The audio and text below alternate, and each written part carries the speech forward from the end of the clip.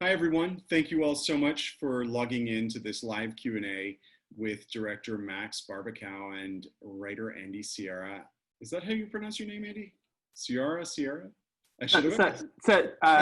I was always told it was Siara, and then my Midwestern relatives said Siara, so I don't know. Well, we'll leave that open to audience interpretation then. So we're going to be talking about their new Hulu original film, Palm Springs, which premiered on July 10th and is now available and is also in select drive-ins nationwide, thanks to Neon. We are going to talk about the film in depth, so this is a spoiler alert that if you haven't seen it, there might be moments when you want to potentially cover your ears or just, or roll with it. The movie is incredibly entertaining, so I don't know how much the spoilers affect your enjoyment of the movie if you haven't seen it yet, but I guarantee you're gonna love the movie no matter how or when you see it in relation to anything we might talk about today. So Max and Andy, thank you so much for joining us. Thank you. Thanks for having us. Let's just dive in. I mean, it's a high concept comedy, and I'd love to know where that idea started. Max and I, I'd say it is weird knowing that I'm watching. There's 118 people in this, but I can only see you two. So this is a very strange thing. I wish there was just like a picture of an audience that I can look at right now. So I apologize for just the awkwardness of my speech. Max and I met on our first day at AFI, first or second day at AFI back in 2013, and just love at first sight. We both just kind of like bonded over Eastbound and Down and some bands that we both loved, and then we decided, yeah, let's do our first short together. Did our first short together, did our thesis film together, and then once we were graduating in June of 2015, we decided, hey, let's do our first movie together. Something super cheap. I don't know what we want to do, but we'll figure it out. We went out to Palm Springs over like a weekend I think the week after we graduated in June of 2015. Stayed up late, drinking Mai Tais and gambling at the casino and just pouring each other's hearts and souls out.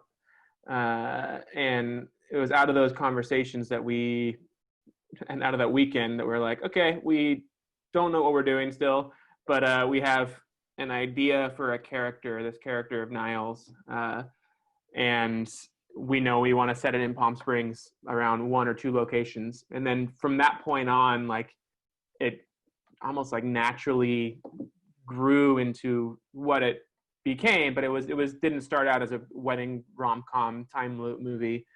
And I think it just became this, like, over the next couple of years, this therapeutic exercise of me and Max trying to entertain each other. And as we're navigating our late 20s, early 30s, Max, jump in at any point. This is the love, marriage, death, burritos, margaritas. No, yeah, really, I would say a lot of that time initially was spent on creating these characters at the core of the movie. And it took us, even with that, with thinking about Nyles and Sarah and kind of their shameful moments and their messiness emotionally, that it took us a very long time to figure out it was a love story. And then when we realized it was a love story, the wedding made sense. Andy got married in Palm Springs, and that kind of influenced that. And once it became clear that they had both had trouble in their relationships and with themselves, and intimacy and vulnerability, the time loop kind of sprung out of the idea of like, oh, what would be interesting, just dramatically, probably sticking these characters stuck, having to sit with their own shit and with each other, as two commitment phobes and people who had problems with intimacy and trouble. And also just like along the way, I think every step was us, like Andy said, trying to entertain each other, throwing everything we ever wanted to see in a movie, up on the board, and then kind of reverse engineering, going back, honing. It was a very unruly process, but I think because no one expected anything and we were truly doing it for ourselves, and kind of trying to, at least in my case, after 2 years of film school, growing to overthink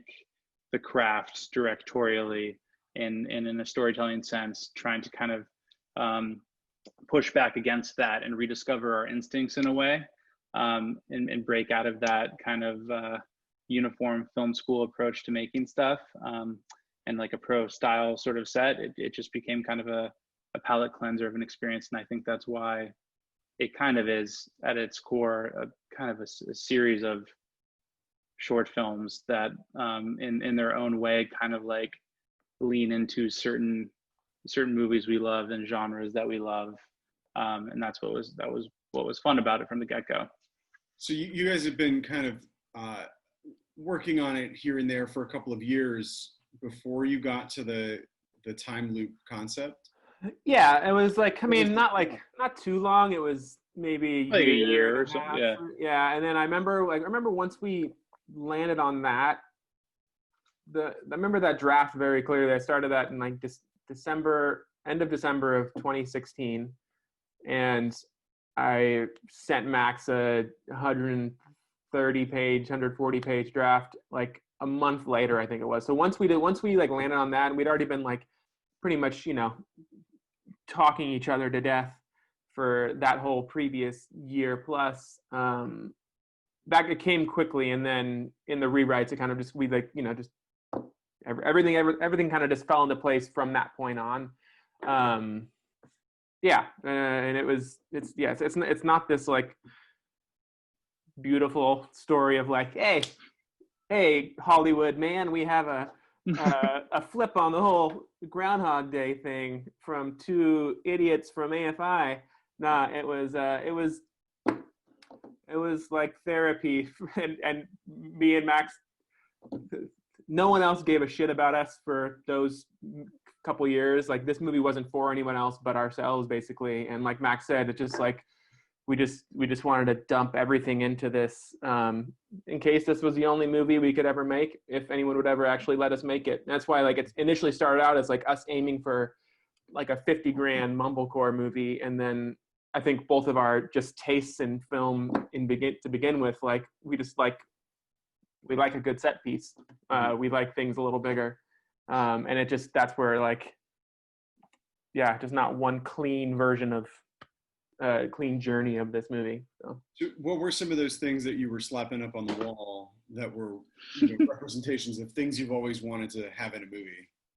I mean, dinosaurs. So dinosaurs for sure. Like beer cans being thrown in the pool, Saving Private Ryan style, going through the water. Like we talked about that. The beer can scene is like, back in the day, someone Nyles' age or younger, actually 20 years younger, 15 years younger, would be going off to war, and his version of going off to war in today's world is at a wedding. And so therefore, like, him being underwater with beer cans being shot at him, we wanted it to feel like a war movie at that moment. But there's those two. And I would say, like, even just lines of dialogue, like, it started from that too, like, today, how's your day, today, tomorrow, yesterday, it's all the same. Like, that stuff, some of the stuff in the script is, I think some lines have been there for a very long time, and they just were stuff like in our drawers that were like, let's build a scene around this. Or even at the time, I remember I was reading a Cassavetes on Cassavetes book, and it just was like the way that guy talked about, working with actors and constructing scenes with actors, just like creating scenarios that felt kind of like acting exercises or games. And you kind of still feel that the way that like emotional chess is being played between Kristen and Andy in certain scenes. And then there's just tons of stuff that like never made it in. I remember we had a whole sequence where like Nyles goes to a silent retreat in the desert, and like there's this kind of like, although that, there is his kind of moping, that sequence where he's kind of isolated, is a form of that, you know, that kind of evolved into that, like his dark night of the soul, so to speak. Instead of being stuck at a silent retreat with like 70-year-old women in the desert, it's just as him stuck, you know, at this wedding, kind of retreating from everybody and himself. So it all is still kind of there, at least to me. like the energy was on the fringes. But that was the most fun part. I think both of us would say that still throughout this entire experience is like Andy's house at the time, the small little bungalow in Silver Lake, just like trying to make each other laugh, entertain each other, you know, like playing music, like, oh yeah, that's going to go in there, you know, the song's going to go in there, stuff, you know, all the stuff that everybody nerds out on when they're working on projects. Yeah, it was truly like two little kids in a sandbox, and with no adults around telling you that no, you're not supposed to do that. And that was kind of our like guiding light throughout it all. And the hope was that after we finished, you know, after the writing was done, that we could take it out and someone would want to make it. And we had no idea if anyone would. And then we got incredibly lucky. So I'm curious with the writing, because, you know, obviously time loop stories are not exclusive to Groundhog Day, but that film is such a comedic benchmark. If there were certain things that you look to for that film to see, like what you wanted to avoid or what you think they did really well, and how your script was gonna, you know, be, you know, different. I mean, there's so many things that are different about it, but things that you were intentionally trying to make sure were different. I mean, we kind of looked at it like in Groundhog Day, to a point, he figures out, like, you know, the meaning of life, or what he feels like the meaning of life is, and he's rewarded with the day ending and the next day begins. The loop breaks. And I guess like one of those early jumping off points was like, okay, well, let's say that this Nyles figures out the meaning of life, or what he thinks the meaning of life is. He already reached his you know, place of Zen, and nope, you're not gifted with the day ending. You truly are stuck here for eternity. What do you do? And that being like, it's without the architecture that was already in place by Groundhog Day, like I guess what that movie does, and all the movies that have had the time loop, is that like it's created that language so that audiences now understand it, and audiences are very smart, so then therefore we don't have to explain that at all. So our movie was like, Palm Springs is essentially a movie. It's a sequel to a movie that doesn't exist. It's a sequel to the movie of Nyles getting stuck in the time loop for the first time. But we've seen versions of that movie and that have been done far better than we could have done it. So that's where, like, yeah, I don't know. So when we looked to Groundhog Day, a lot of it was just to make sure we're not doing anything that was the same. You know, trying not to like try not to like go and dip into the same waters like but again, it's like the architecture was already there and put into the world. So therefore it's like we build on top of that as a way, as I think, you know, every movie does. And that was just so like brilliantly made 30 years ago, almost 30 years ago.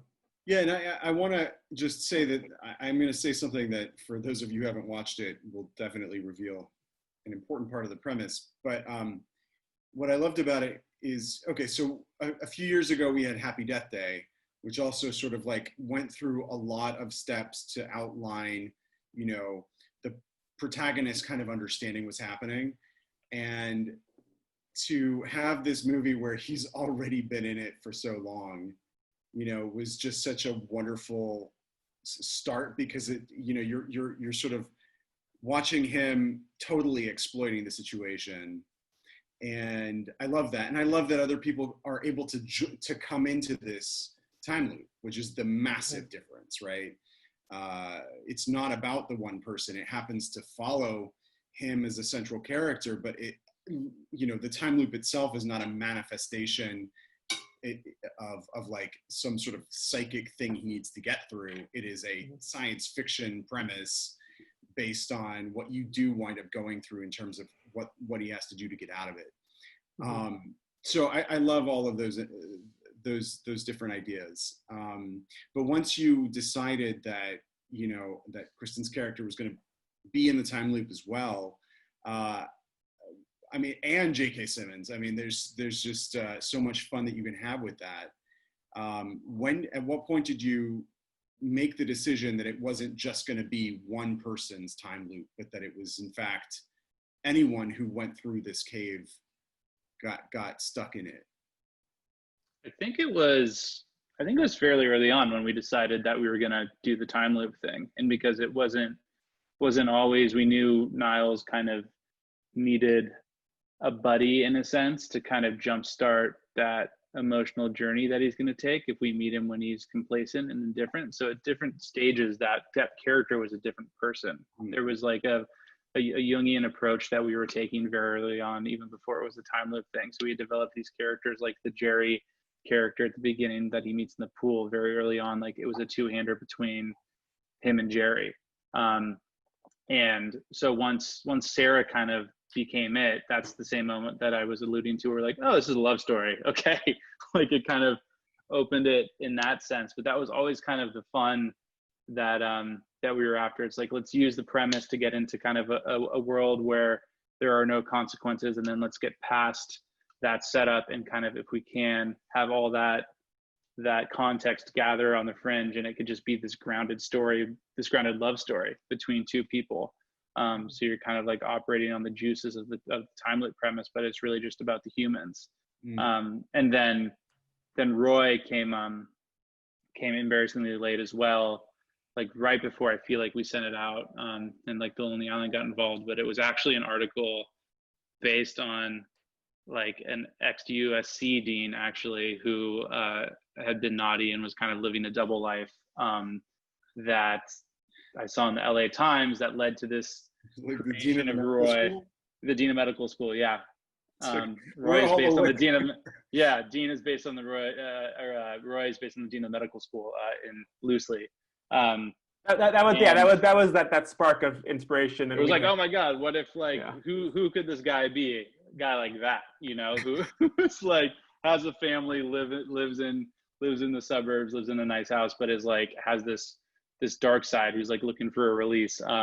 And thinking about movies like mainly like Raising Arizona and The Apocalyptic Biker that Nick Cage continues to dream of, just as something you could like cut to, because we had that language again in the film. That was one of the things that we had talked about early on, just like, what does this film feel like musically and rhythmically? Like these flashes were always kind of written in there, the flashes to the torture scenes and the sex stuff. It's like, if we could just, you know, cut back to this kind of crazy Roy character who is also in the loop, it gives us some urgency, and then you earn that beautiful Irvine scene, which is kind of like the core of the movie, what the movie is about. It's strange because what really launches the movie, and the arrow too. I mean, is the arrow. Is that whole thing. But that was truly the last piece of the puzzle. Like I can't remember exactly how they came upon the cave, like, but in that just earlier, it was a little more. There was like there was something else, but like I remember when you wrote that. When you wrote that, it was something like, oh great, now like when we send this out, people are gonna actually read past this point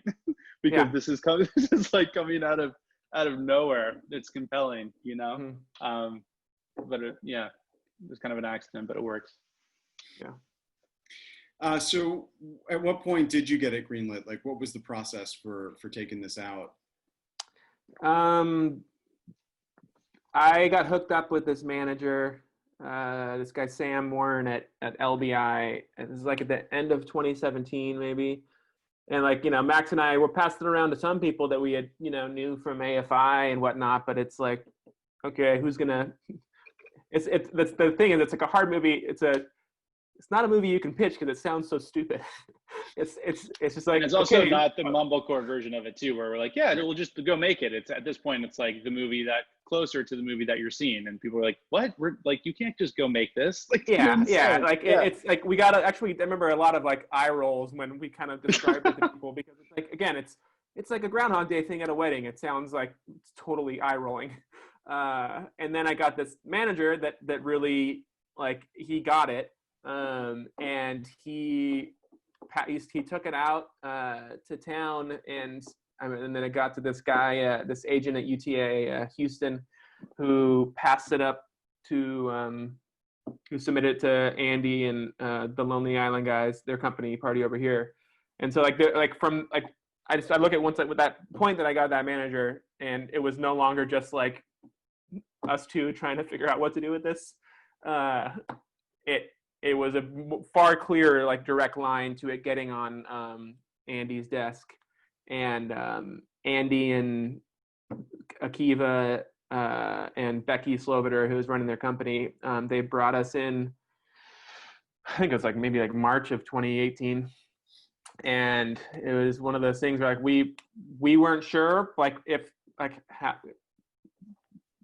they liked it totally. We knew they liked it enough to bring us in. And then I remember when we left that meeting, we both looked at each other like, oh, I hope to God they want to do this, because Andy would be perfect.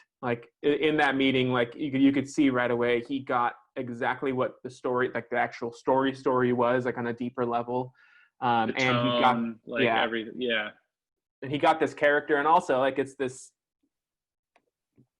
I don't know, it's the approval for a movie that is playing with the Groundhog Day thing.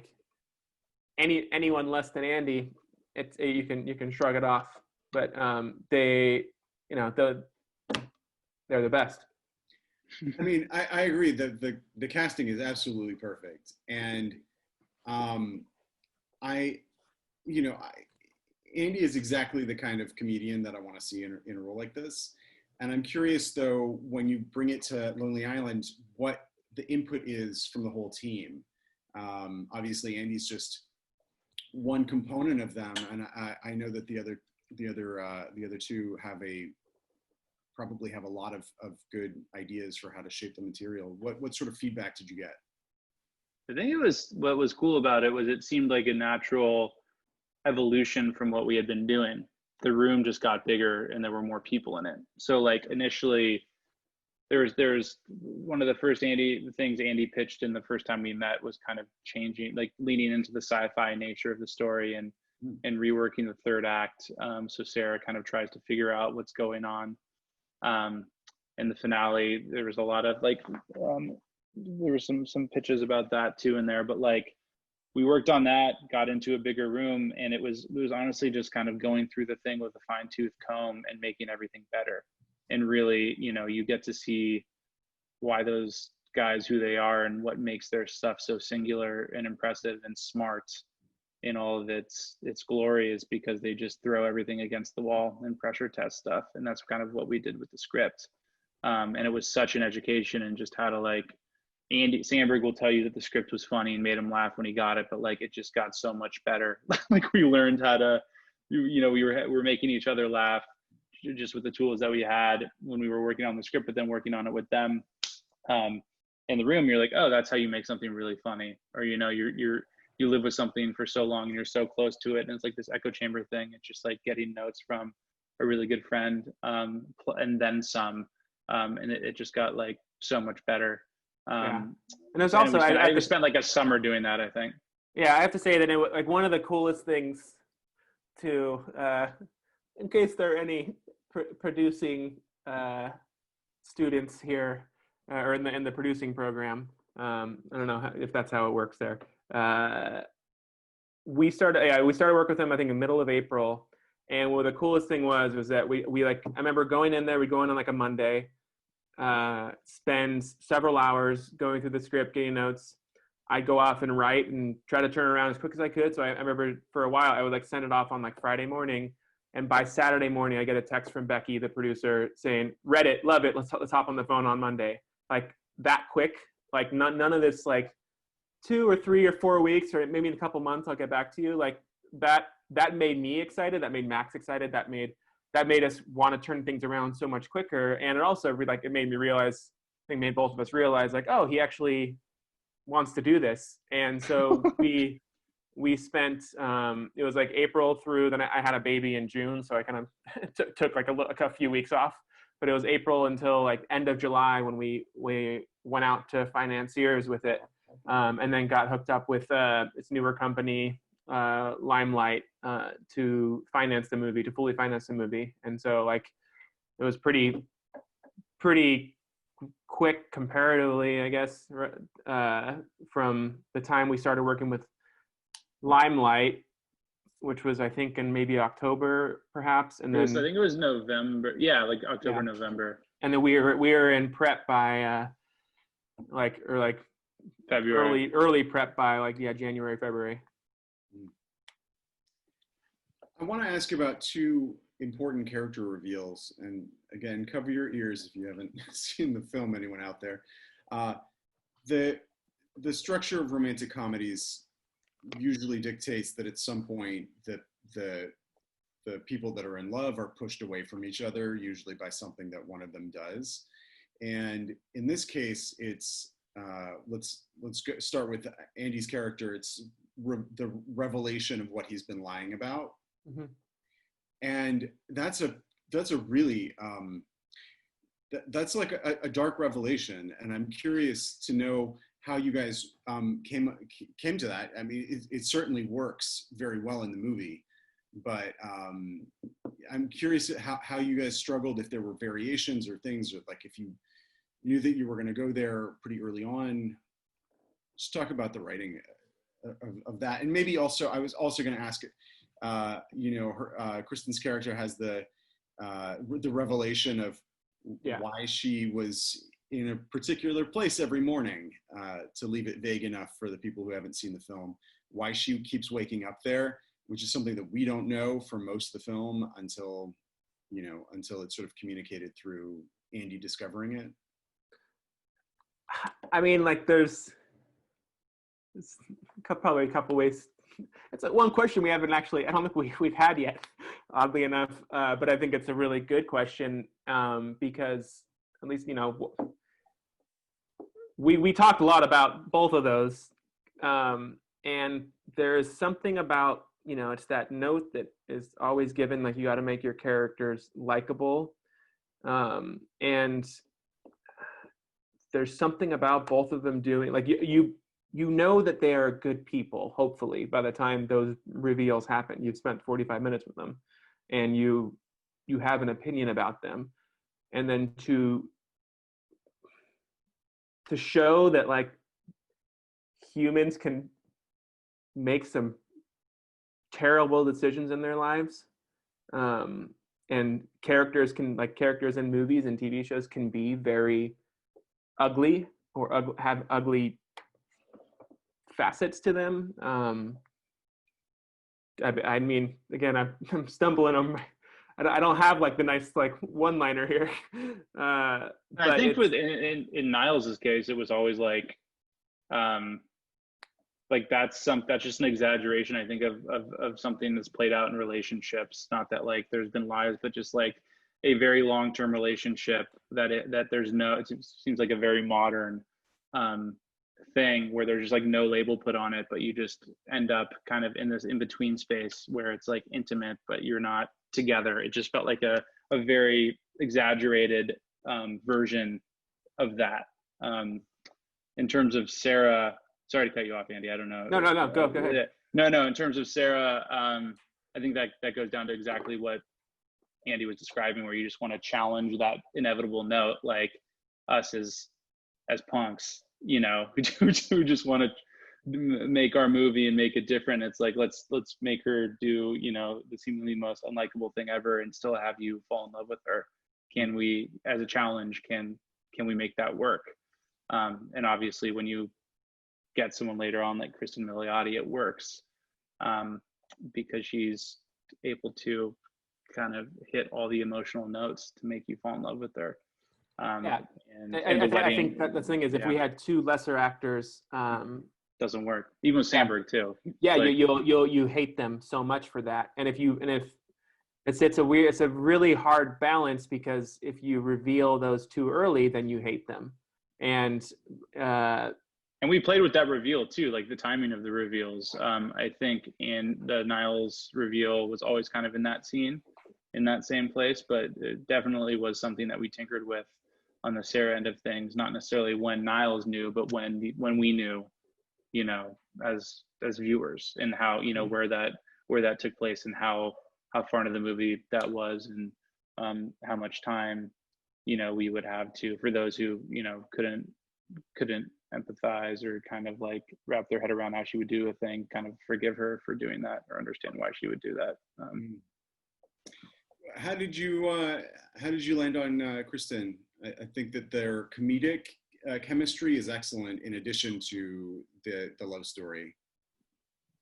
They Andy and Kristen and Becky met just generally, I think probably like a couple of weeks before we met we met the Lonely Island back in 2018, because Kristen had kind of an unbelievably versatile and excellent like year. She did Black Mirror, she did Fargo. She also, I mean, she just is incredible talent. So I think they met and they really hit it off. Like a half an hour meeting turned into 3 hours. When I first met Andy and Kristen together in prep, I totally saw what had happened probably in that first meeting with Becky, Andy, and Kristen, and that they just like, I just sat there and kind of like watched Andy and Kristen talk about everything. like under the sun. They obviously connected over, you know, their taste in music and films, and just like the way that they look at the world, and they're very complimentary. So Andy was a big fan. I think both Andy and I really liked her as well, but never, you know, hadn't really pinpointed who we wanted for Siara. And then when Samberg and Becky and Akiva brought her up, it was like, oh yeah, totally, like no brainer. It was always from the beginning, that meeting with the Lonely Island the first time we met, where we were talking about movies like Eternal Sunshine and Punch Drunk Love, and how those movies use traditionally really goofy, amazing comedians in more kind of dramatically driven roles, and zagging on their goofiness to do a performance that's more fueled by pathos and sadness and loneliness. Like even in those movies, you had very more serious leaning actresses, like in Kate Winslet and Emily Watson, kind of playing against those goofballs and bringing out something different in them. So like the archetype kind of fit with Kristen and Andy too, just like we wanted to hit. What are the funniest things that you had to pull from the final film? Because presumably you had a whole wall full of ideas for things that he could have been doing with his days. We have probably 2 other films worth of all the sex Nyles has, and all the torture, the torture that he endures at the hands of Roy. Yeah, there was one that we didn't shoot for obvious reasons, because it was a tiny budget movie. But it was when during one of the torture, like the Roy hunting scenes, Nyles jumps into the pool, and then Jerry jumps out and like screams and jumps out, and Nyles is like, what? And then he looks over and there's an alligator coming toward him, and then the alligator attacks Nyles in the pool, and then we see that Roy had like let it out into the pool. That was one. There were moments within scenes too, like within sequences, that we just, when it came time to kind of hit a number for the budget, had to pull out. So they're just, and some of them, you know, they're not even big and grandiose. They're just like more involved comedic set pieces, or like moments within set pieces within scenes that had to go. There was another Jerry moment that was funny that we actually shot that didn't make the final cut. That's kind of a moment within that scene where he's consoling him. Before there was actually one of my favorites was the Pia and Howard, the mom and dad.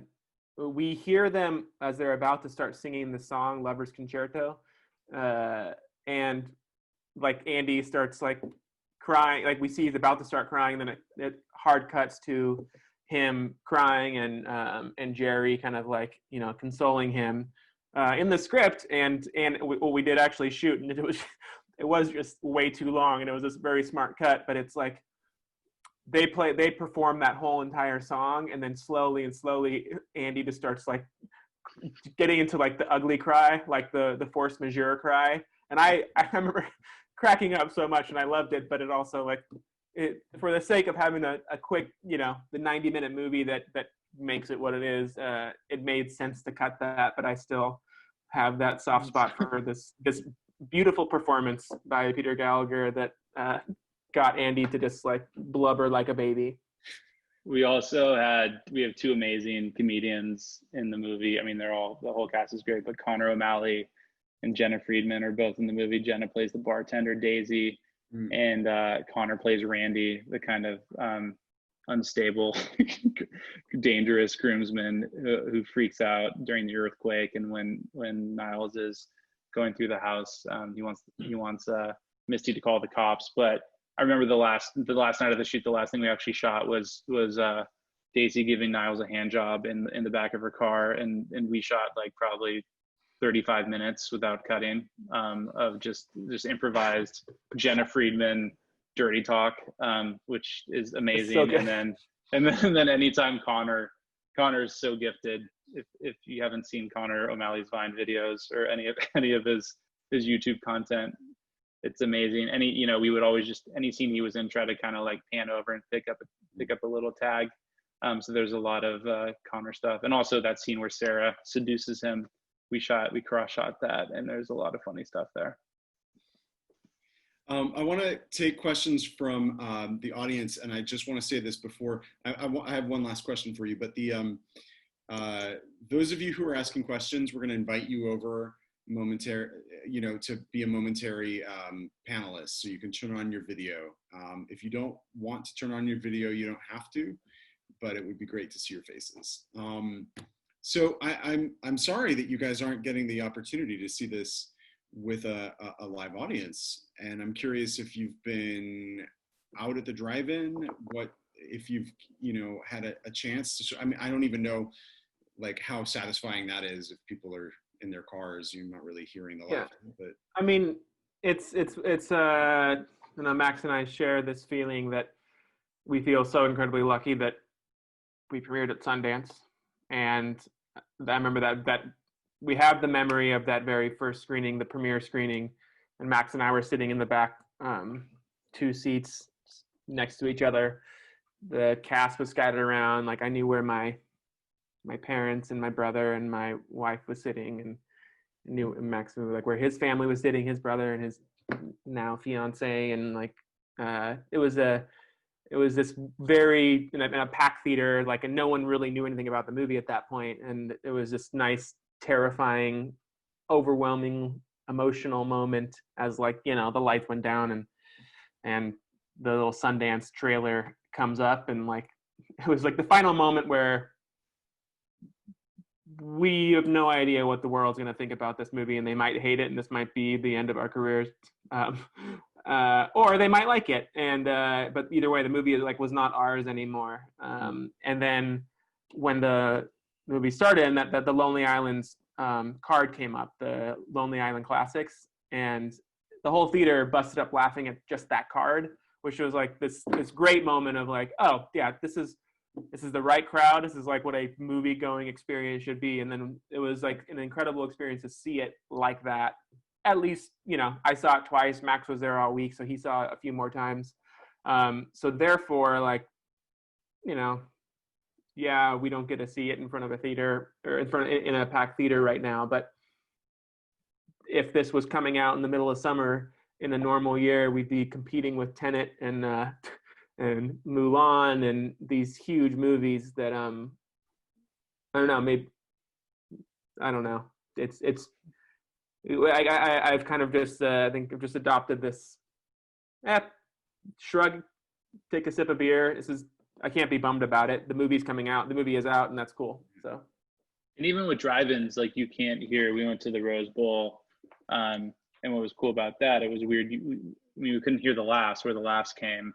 There was some honking at the end and stuff, but just driving out, all the cars I saw, the people in them had smiles on their faces for the most part. So that was just kind of a cool, you don't get the laughs and you don't get like the energy of the moment really, but you get to like, know you maybe brought something special to the person in the Honda Civic to your left. I love going to drive-ins, but there is something odd if you like have to step out of your car to go to the restroom and you've just been listening to a movie and you step out and it's like dead silent. Yeah. Outside of the car. Definitely strange. Yeah. Well, I have to say that there is the nice thing that those of us that have Hulu or like Netflix or all these other streaming services, something like this comes out and so like this becomes the highlight of the week, the highlight of the month. I mean, it's sort of something that when you're stimulated by all these other things you're doing outside, going to the movie, it's special, but this is somehow like even extra special, especially in like we get to enjoy brand new Andy Samberg comedy. So I do love watching comedies with a big audience. I was really grateful to get this film right now. So thank you. Thanks, man.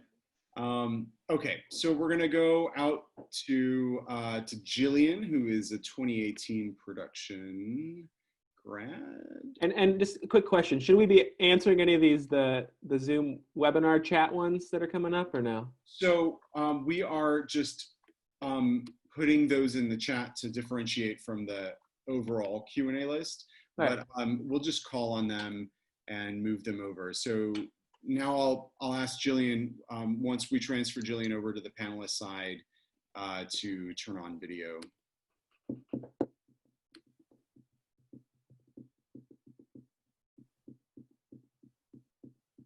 Okay, so Jillian, you're in our side of the webinar. Hi. Nice Hi, Jillian. Thank you so much for doing this. Loved the movie. My question was there any improv on set, and did anything make it to the final cut that wasn't originally written in the script?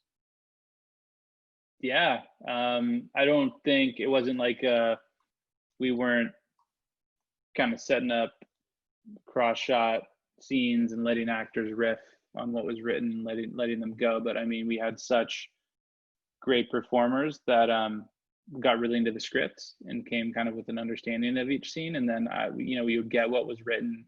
We shot the movie in 21 days, which is kind of madness in no time. So there wasn't a lot of time for improvisation, but I was always careful on each setup to kind of open it up at a certain point and kind of let them go a little bit. And then even within scenes, there's tons of moments in the movie that aren't written, but are just embellished and kind of made, more specific to each performer. I think the biggest improvisation, the whole tattoo, the dual tattoo giving, wasn't written, and that was an Andy Kristen collaboration and an invention on their part. They teamed up with our makeup artist to get that done. We kind of picked that up at the last minute. Yeah, that's why it's like the lighting is all kind of like darker on that one, because it was really we got one shot. Yeah. But I think always you just want to, we had the kind of actors who would just come up to me and be like, this, like, can I say it this way? Or like, this doesn't quite make sense. He wouldn't do that. What if she did this? And it's always like best idea wins. So I think you just have to kind of be open to that. And it always makes the writing better. And especially with Connor and Jenna, both of them, like whenever they were on screen or they're in front of the camera, it was always me, Andy, and Max were just like, let them do whatever they want. And those went off script for the most part, just because they are so much funnier than I could ever possibly be. So. And Meredith Hagner too, is amazing in that the grandma's ring stuff. That is a perfect example of an improvisation that was embellished and just made that moment soar. Yeah. Awesome. Meredith is fantastic in everything. She's incredible. Yeah. She's so incredible. Yeah. We were just talking about her voice work in Dummy with Cody. She was going to do that right after she was with us, and I was like, that sounds very, very fun. You're gonna have a blast doing that. All right. Thank you. Let's go out to Nina Lesher, an MFA production student. I should have had that queued up, but here we go.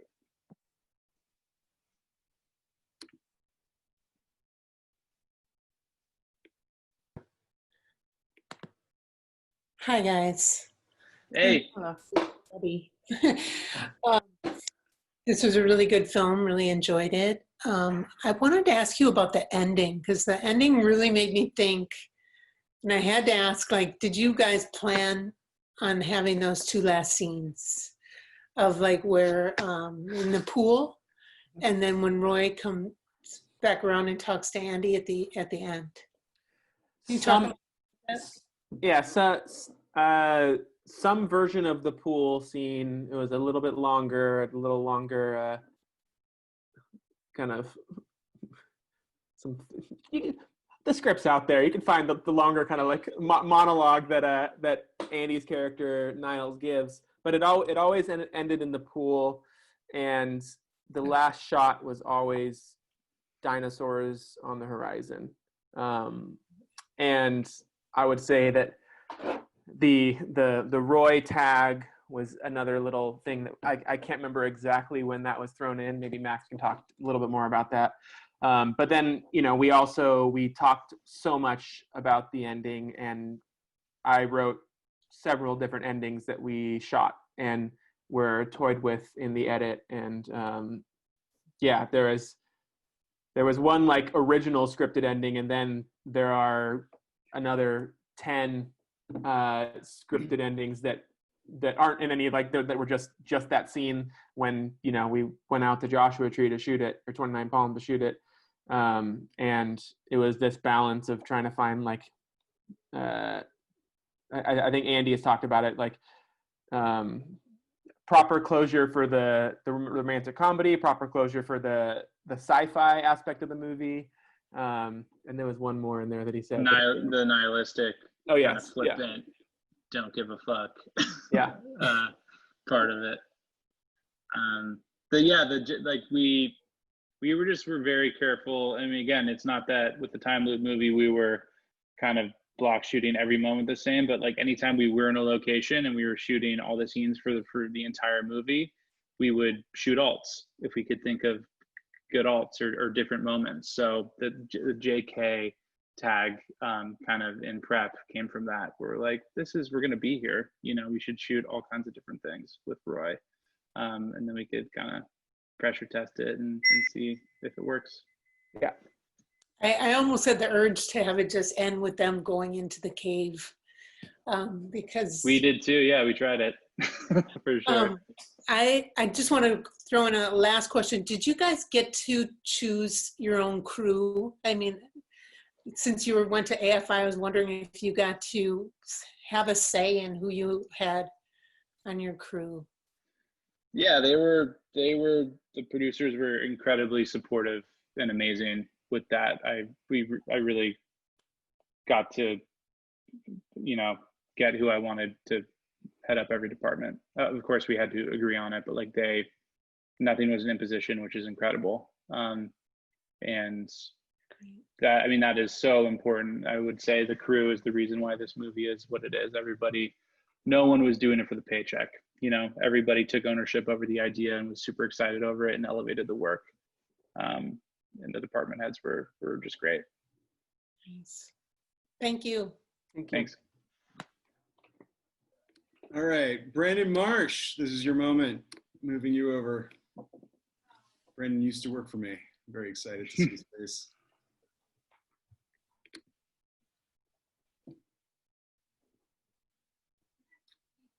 Did it work? Oh. Hello. Oh, cool. Hey. So I'm a big fan of like the time loop movies, and I was just wondering, a lot of them, like Groundhog Day or Russian Doll kind of have like a recurring song that happens to wake the characters up. And I was wondering if that was something you considered, or you intentionally didn't put in there. We never had like our Sonny and Cher, Harry Nilsson song, but like there was always music when Andy started writing Spinning Away by John Cale and Brian Eno was big. So there's always, it's not in the movie, but there's other John Cale stuff. And we even tried, other songs. There's all the type of music has always been kind of key, and music in certain moments have always been key, but there was never a theme really per se, I think, for just the reason that we wanted to differentiate ourselves in any way possible from those other movies. Yeah, sounds good. Simple question. See you, Brandon.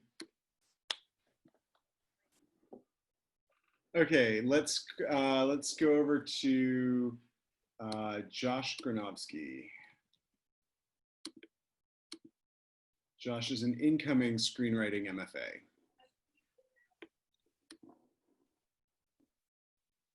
Oh, hey. Hi, guys. How's it going? So I had the best time watching the movie, and we don't have to talk about it, but we can just share a knowing look about the June Squibb character and all the shenanigans that happened there. But so what I wanted to ask about was, Kristen did an interview with Vulture where she said that there was initially this big monologue that went into the science behind the physics of the time loop that didn't end up making the final cut. So I'm curious as to what initially made you guys feel like you wanted to include that explanation for the audience, and then what made you realize that the movie worked without it. I don't. Max, you got this one. It was honestly like a kind of, before going into production, kind of a, oh shit, better cover our butts, just in case we need it. I think like most of us never thought we would need it. If we were doing our jobs correctly and that moment was playing the way it was supposed to be playing, you're not thinking about science, and you just want to see what happens between them. You're invested in the human story, but we just, we wanted to cover our bases and make sure that we had the option to indulge the science and explain what was going on, if we felt like that was needed. And Kristen, I mean, she is just such a wonder. She there's 5 pages of was physics very jargon and a diagram that dense. she was drawing with lipstick. Yeah, she was incredible. Yeah. Okay, cool. Thank you, guys. Yeah. Thank you. Okay, let's go out to Megan Swartlow.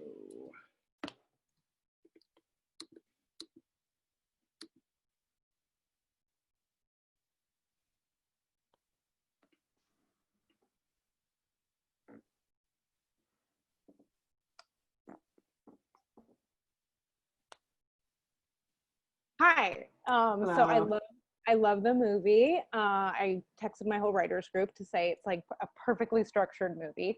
But I really, and they're already watching it. They've been texting me. I'd love to know about your collaboration. You're obviously like collaborate, it seems like every step of the way. And I'd love to just hear about what it is you think that works so well with your collaboration. And kind of what happens if you're like, no, I think this should happen, or no, I think that should happen. I'd love to hear kind of like how you deal with that, and also Andy's role kind of once you start filming. Where are you in that process? It sounds like you're heavily into it. So. Yeah, no, it was from the beginning. It was like, I don't know, finding someone that shares your taste in movies and music, those things that are like, they're just taste in the types of genres or tones or whatever, and shares it's like a similar outlook on life. Those are like these, I don't know, common denominators that are I feel are so important. So then once Max and I had that established, it was like, so we know we like the same things. We know we giggle at the same things. We know we cry at the same things. Mm-hmm. Then therefore, like, I don't know.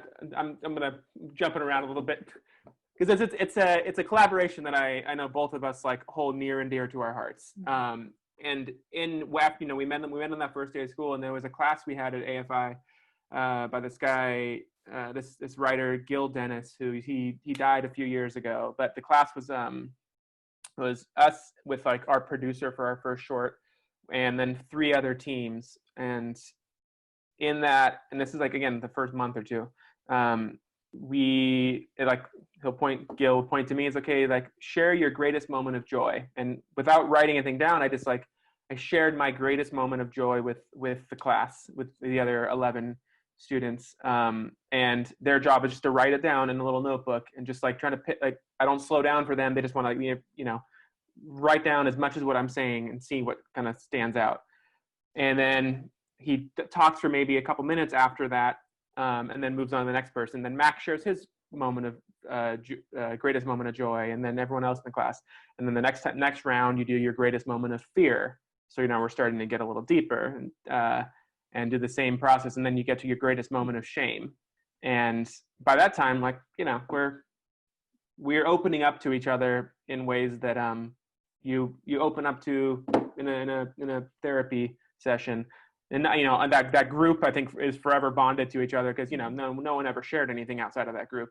But I think what that did was, I think that forever bonded me and Max, in that, like, we were able to, not only were we able to access that part of ourselves, but once we went on to do more shorts together, and then went on to, especially this movie, it's that, like, when he and I got into a room,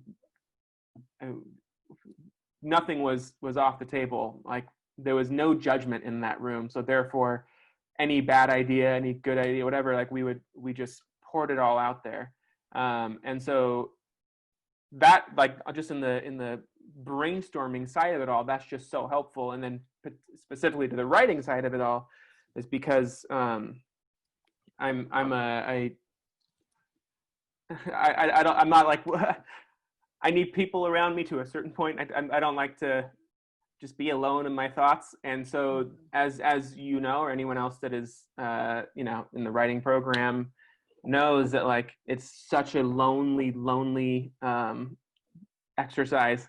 And so I remember when I was writing, if I was, like, in the middle of the scene excited about it, I would simply just take a screenshot and text it to Max, and then get his, like, immediate feedback, rather than having to, like, it was never once a, like, here is my draft, in 2 weeks we will get notes, and then I will go off for another 3 months and write. It was always like, okay, no, like, we're talking and texting every single day. And even, you know, still to this day, we talk and text every single day for the most part. And it was, I don't know, it's a built out of this need for comfort, in a way, having that close of a collaborator. But also, you know, when it came time to, when we started shooting, I remember texting Max the morning of, or the night before, like, you know, we were raising this baby together, and now it's like, it's going off into the world. It's not mine anymore. Now it's Max's job to lead it for the next chunk. And then it becomes, it's like, it's no longer, so I had to let it go.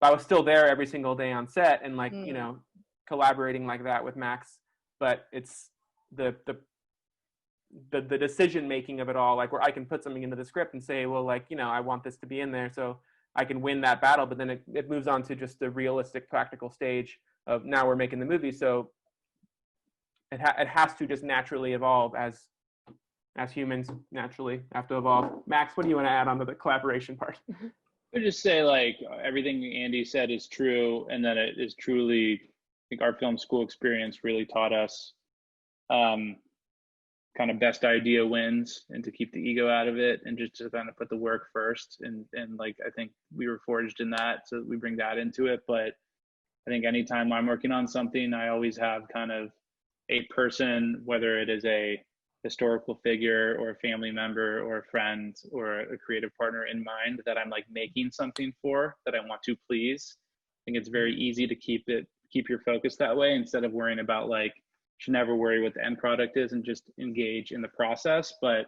it's when Andy and I are working, even when I'm shooting something, it's always that. It's like, would Andy be impressed by this, or would he like this, or would he approve of this, or would he think this is just fucking stupid, like, or silly, you know, or beneath the work. It just is, I don't know, it just is it's a shared sensibility, kind of, in many ways, that guides us. Thanks. Seems like a very special bond. So It is. thanks. Yep. Okay, let's go over to Maria Paola Quesada. Moving you over, Maria.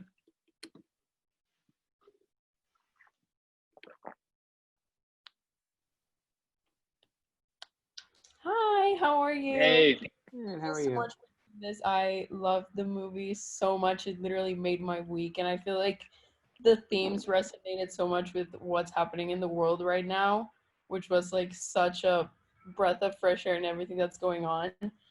And I just wanted to know what it was like working the point of view, because I feel like you did such a seamless job in like sharing both Niles's point of view and what he was going through, and then splitting it with what Sarah was going through, and then like intertwining their scenes and stuff like that. So I was wondering if that was part of like the writing process, or if you worked that more in the editing process.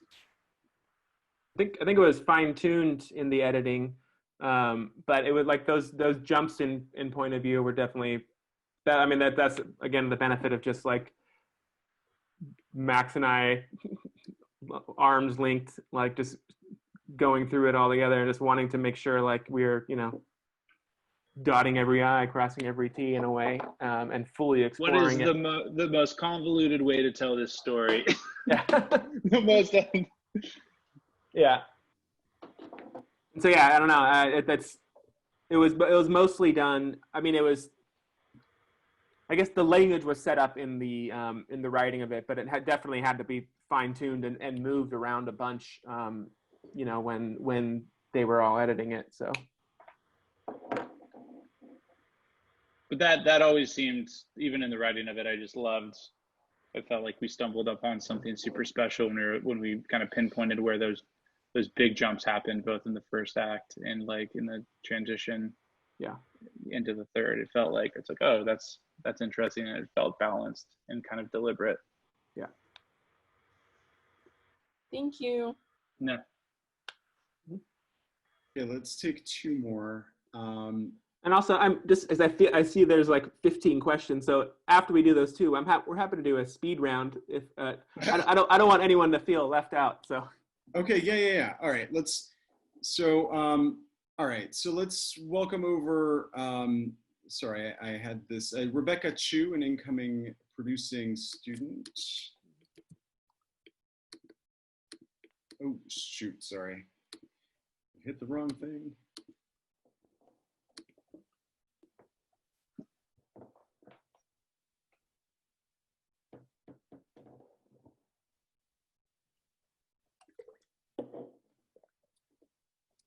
Hey. Hello, can you hear me?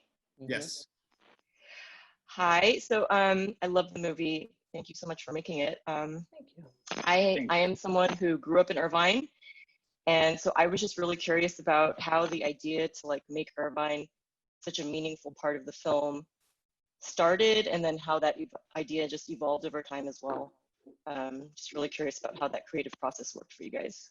I grew up in Yorba Linda, and went to UC Irvine. The simple version, like simple-ish version, is I've always had this weird relationship with Orange County and frustrations with aspects of it, and it's like my own like just trying to understand the appeal of the suburbs. And then there's the one simple route is that like I could have said you got to find your Yorba Linda, but that doesn't flow off the tongue as nicely as you got to find your Irvine. And Irvine and Yorba Linda were both huge parts of my life until I left Orange County for good. But I think most of it was just kind of just trying to grapple with my understanding of I don't know, the appeal and the need to settle down, I guess. And when there is this, it's like settling down is sometimes synonymous with like the move to the suburbs, get out of like the city life. And I don't know, some of it came from there, and having parents who love the suburbs and have like just jumped from suburban community to suburban community. It was me really trying to understand that and get into their heads. But I also, like, you know, Max might have a different side of this too. So Maxwell. No, that's it. That's what I love. That's what I loved about it. Yeah.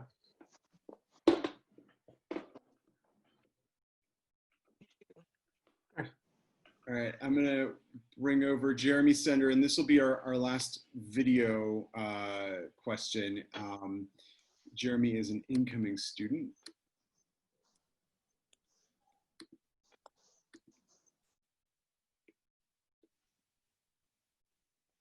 Hey, sorry, my camera's broken, so I think that already was the last video. Yeah.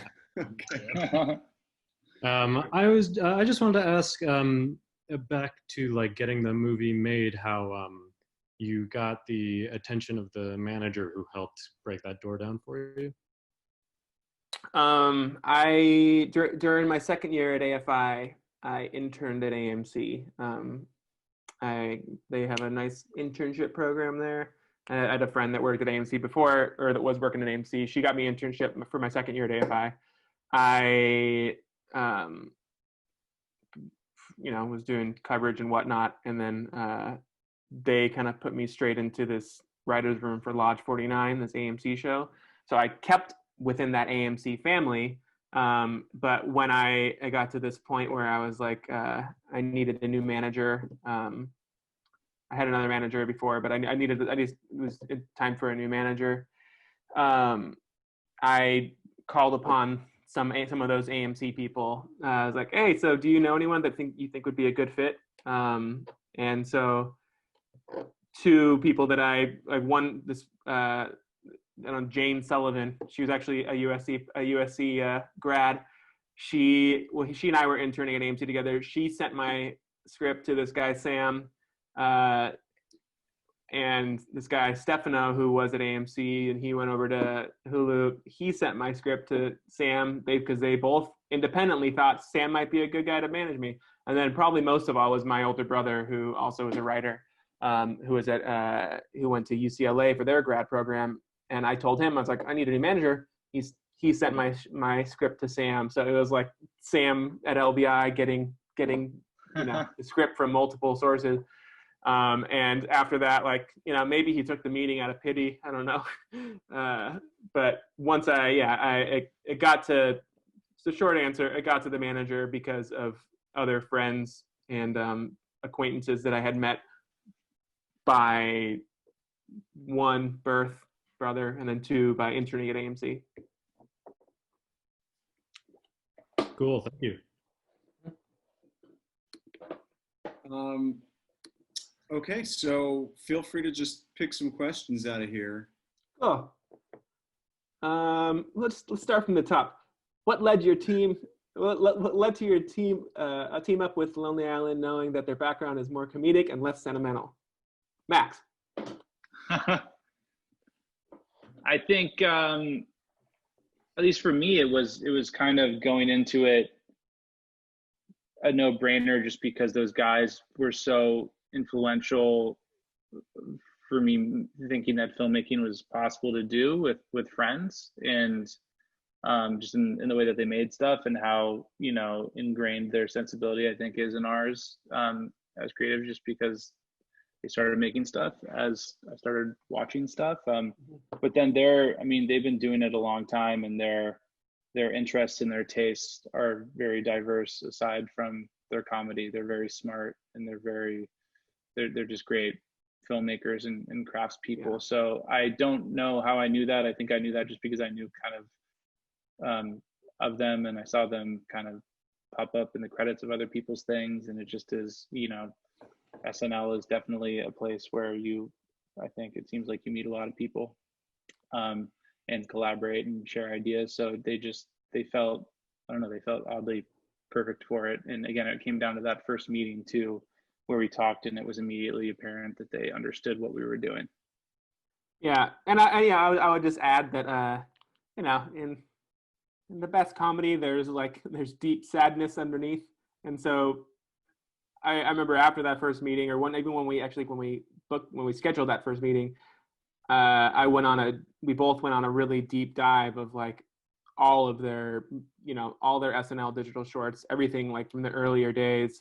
And you see like, while yes, it's all comedy, you see that there are many, I don't know, many things turning in their heads, and they're always hating on themselves too in their comedy, which is very. There's a lot of that. There's a lot of that shame in these characters in this movie. Yeah. Next, when trying to sell or pitch this movie, did you have any trouble due to the fact that this concept has been done for so long? That's exactly why we didn't try to sell or pitch the movie. That's why.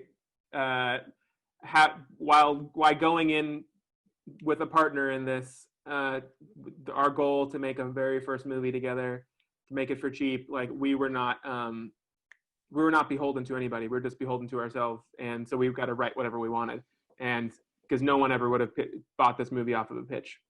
I think that satisfies that answer.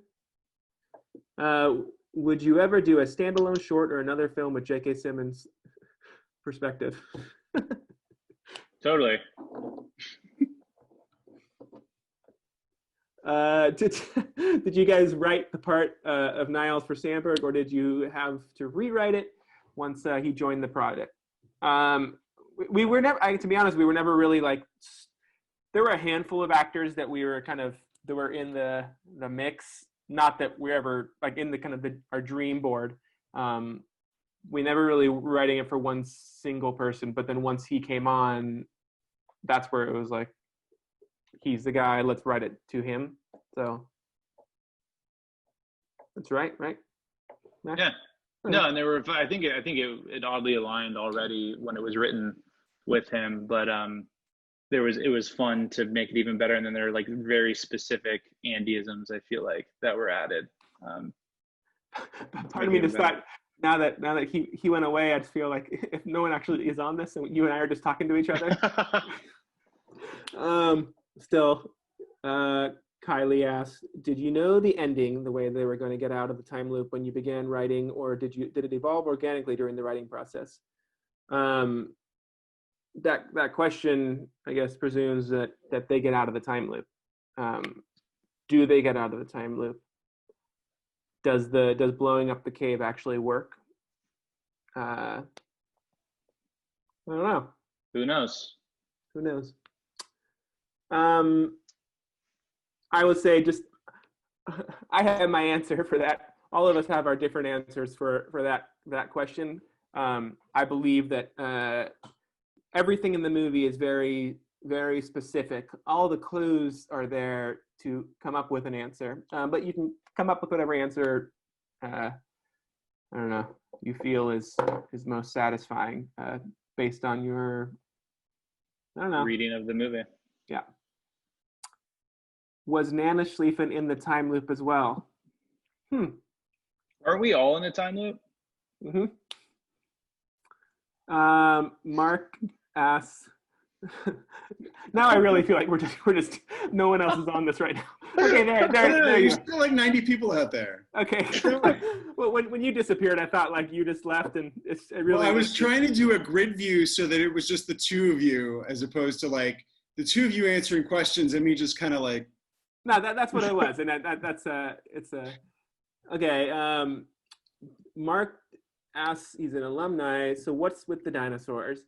They were kind of random, but so poignant. There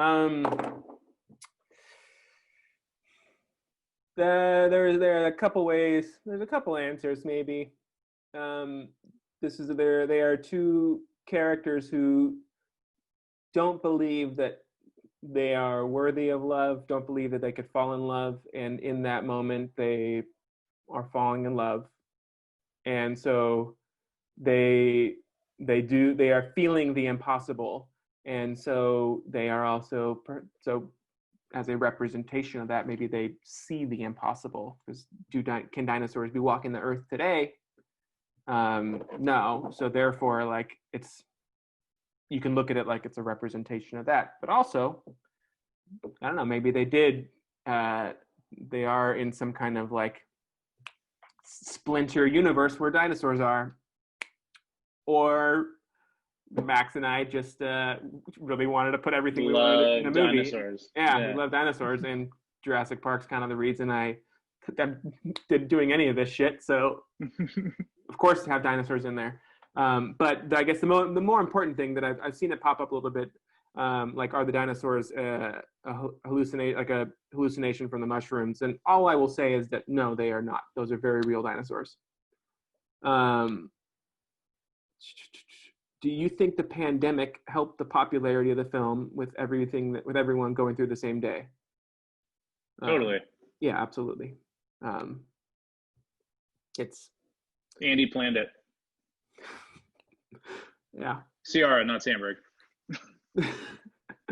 No, yeah, I it's like I said, with, you know, if we were in a different world, we'd be up against Tenet, and I don't know what other movies besides Tenet and Mulan were coming out. Wonder Woman, I think, too. So, like, you know, there's not really any way around that. I lost where I was. Do you feel like audiences are moving more and more towards streaming platforms and away from theaters? What are your thoughts on that? I mean, it certainly seems it felt that way before, and it feels that way now. I think there's a place for everything. I think our movie, I would have loved to see how it did in theaters, but I also know that it probably wouldn't have been made if there wasn't an option to have it be on streaming platforms as well. And I think something that was great about our deal that I loved was the Neon Hulu partnership, which seems to be very modern and forward thinking. There's that, I hope that's part of a new paradigm. So more stuff that does end up on streamers can be in theaters and be brought out into the world in that way. Yeah, I think it really opens it up a lot now. Were you afraid that the trailer gave away too much of the story? I wish I could have seen the film without any knowledge of the plot. Yeah. Yeah. Yeah. It's like I'm not going to pretend I know marketing at all. So I love a good trailer. I thought the trailer was entertaining, but it definitely gave away a lot. And I know that for me, whenever there's a movie that I really want to see, I just won't watch the trailer, knowing that trailers now, like, you can piece everything together pretty much from a trailer. So therefore, you know, I think most people know that you can piece everything together from a trailer. So therefore, you know, it's up to the audience themselves if they want to watch a trailer or not. But I think it's a good trailer too. Okay, this is a long one from Abigail Floyd.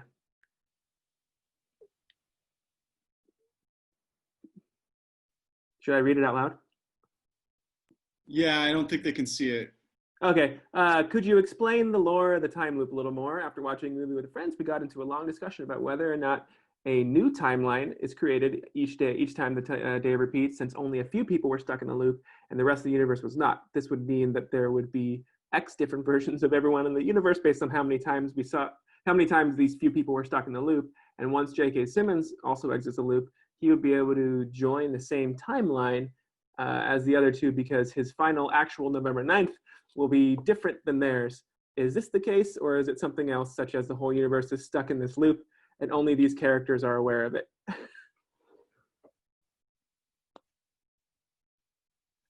Somebody wrote somewhere that, like, they thought the whole wedding was stuck in the loop, like that latter part, and these characters are the only people aware of it, which I really loved. Yeah. I love that you're asking this question. I love that people are engaging. Yeah, all I will say again, it's such an unsatisfying answer and a cop out, but like all the pieces are there in the movie. The truth lies in the goat. Yeah, the truth lies in the goat. The one hint is that the truth lies in the goat, in the attire, in what these people in the wardrobe, what the people are wearing, and what they are drinking. Pay attention to those things, especially sometimes on things that are on the tables in the background too, like on the actual at the wedding itself. Some answers lie within those. Jacob, you spoke a bit about working with, where'd it go? Jacob, you spoke a bit about working with Andy on the script, but I was wondering if you could specifically elaborate more on how it changed, adapted after working with him, maybe specific moments that you remembered. I mean, for what, the biggest one that just comes to mind is in that very first meeting, he was like, you know, like what if they walk into a cave like strapped with C4, and so like from the get-go, like it was kind of hit the nudge, not even nudge, like, but to go into that direction. That was one specific thing, but I mean, there was. I know for the speech, I think in the draft that he got, it was a long speech, but it wasn't quite as long as it became. And when he like read it out loud, I was like, oh, we should make it longer. And then it became ridiculously long, and then it got kind of pulled back a little bit. But I think that was one that like it just expanded a lot more. Max, you remember anything else? Yeah, there's a lot of stuff throughout. I think we like a lot of the fun and games, Master of the Universe stuff got better and funnier and drawn out with him. Like Nyles messing with Misty, the comedy in the beginning for sure. Mostly third act stuff though. Yeah. Jack Martin, since the movie's release or even before, what kind of future has the movie created for you and your careers? What's the next project? Max is doing a big Peter Dinklage, Jason Momoa movie. Yeah, if we ever get back to making films, that is supposed to happen next, which is going to be fun. It's a dark buddy comedy romp, kind of a similar two-hander to this, set in a fantasy world that kind of defies expectations of that genre. That should be fun. Yeah. Max and I have it's not announced yet, sometime soonish. We're doing a movie together, a bigger one. That's that's all I'll say about that. I'm doing Tell us about the Angeline. It's this show. It's a limited series, just like a 6-episode series with Emmy Rossum and Sam Esmail and Allison Miller, this writer, and Lucy Cherniak, the director. And it's just it's a strange little look at Angeline, the Billboard queen. I don't know if anyone knows who Angeline is. I got to see her live like 2 years ago, maybe, at the Bob Baker Marionette Theater. Oh wow! Happy to show up. Was very cool. I remember those billboards well from when I moved to LA, but it's been it's sort of like, you know, you remember when like the Room billboards were up forever. Yeah. Something that you just lived through collectively for a decade or so. What is do people still know who she is? I would say, you know, most people don't that were not from LA. I didn't know I honestly never heard of her until like maybe 2012 or so. And I grew up in Southern California. So the show, like, you know, the show is at one point kind of teaching the world about Angeline, but also it goes into this kind of just identity, what identity is. And I mean, we were a third of the way through production when everything shut down. So we still need to finish shooting that. And then I also. Is she involved? What? Is she involved at all? She's an EP on it. Okay. And I have another show I'm doing with Sam Esmail. It's called The Resort. It's just an anthology series about some weird conspiracy, true crime things that is that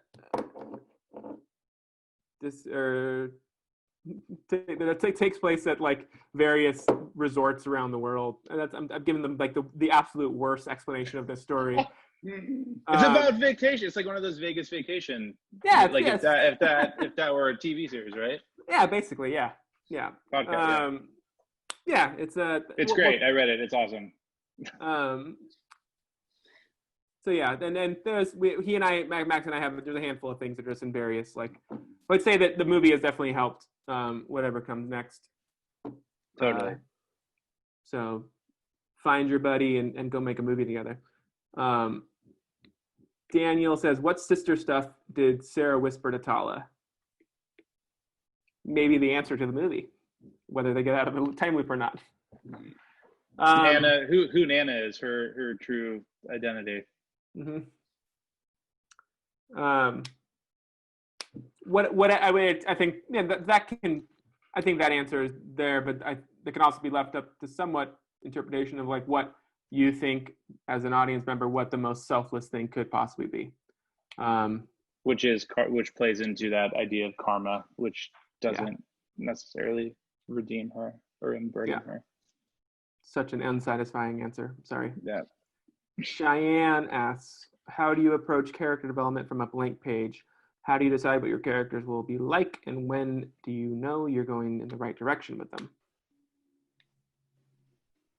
It was a lot of I feel like there's a lot of talking, it's a lot of ourselves, it's a lot of that creative therapy, it's a lot of those Gil Dennis AFI exercises that we were talking about, and then it was a lot of of Andy writing a lot of pages of stuff that never made it in to the movie that kind of informed who these people were.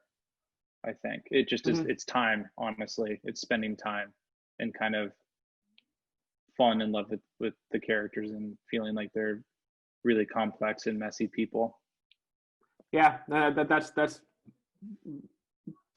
it's undervalued, I think, by some in this industry. Is just the time is so important because it just like allows them to be real people, and it just takes a lot of time and a lot of writing too. Like I said, like things that don't end up in the movie, bios and whatnot. Josh asks, you mentioned sequences earlier. Did you write using Frank Daniels' sequence method? I'm not sure who Frank Daniels is. So, no. Screenwriting, well, he used to run the film school at USC, but it's like story structure when screenwriting. I mean, there's a million methods out there. I know there was another sequence thing from my workshop teacher at AFI. He breaking a movie down into the 8 sequences, and I mean, I think you can break movies down into 8 sequences, 3 sequences, 7 sequences. There's various ways to cut it. But the movie was never approached because there was never like an outline done for this. Like that kind of stuff is more helpful in that. It was really like, let's figure out who this character is, and because of that, it takes a little bit longer to find exactly like what the story is. There were failed drafts of this before we decided on a time loop. There were drafts that just had him going to New Year's Eve party, had him going out like on a weird comedic death bender out to Palm Springs, and that helped us figure out the tone and who Nyles was and who the other people in this world were. And then once we it was this accidental falling into what it eventually became. But it's not as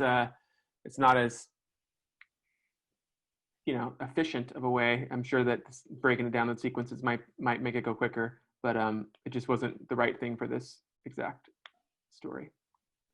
Oh, Frank Daniel was a dean at AFI and USC at some point. Cool. I did not know he was ever at AFI. I don't know a lot. Kelly, what is it like finding out how much the movie sold for at Sundance?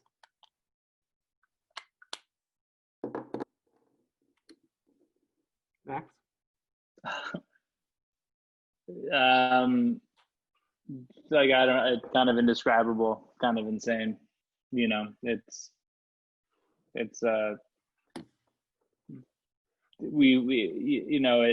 is the kind of experience that you read about in books about the festival, that Down and Dirty Pictures and whatnot, that you didn't really think existed, but we got to experience. And